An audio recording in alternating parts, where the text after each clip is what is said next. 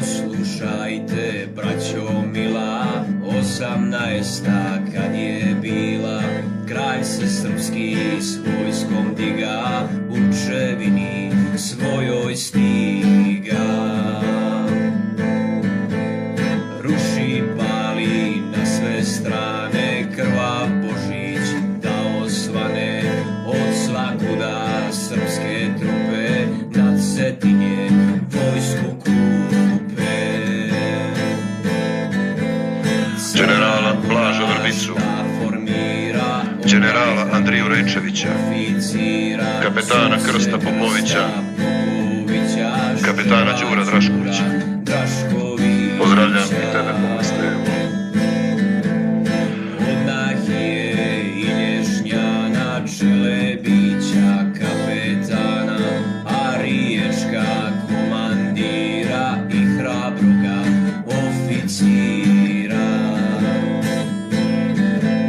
Kosijera i Kućića i Vukala Rajkovića, a Crnička šalje strana nekoliko kapetana.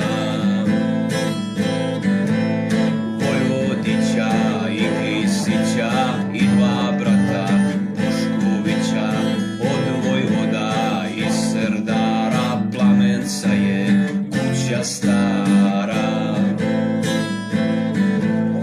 Jovan Simo kralja pita, put Cetinja Palohita, i kažuje sivog tića Marka Vuče Rakovića.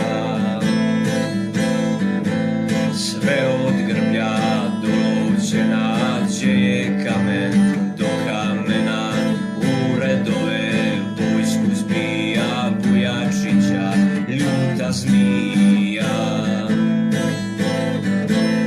Ne priznaje novu vladu, jer u kralja ima nadu. Car junaka da će moći nad Cetinje skoro doći. U štabu se Ja, Jovan Simonov Plamenac, određen sam od njegovog veličanstva, kralja gospodara Nikole I. Petrovića i vlade Crnogorske kraljevine, da budem politički vođ ustanka crnogorskog naroda.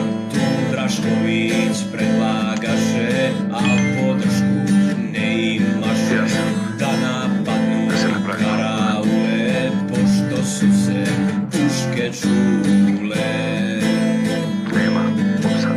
Popović mu Krsto kaže pregovore da odlaže, a Vukale smjerno zbori, Drašković mu progovori. Ja, Mišljak, jesmo se okupili da dižemo ustanak, kako čujem i dižemo oružje, da pregovaramo. Pregovaraj i vrni mi se s dobrim vijestima.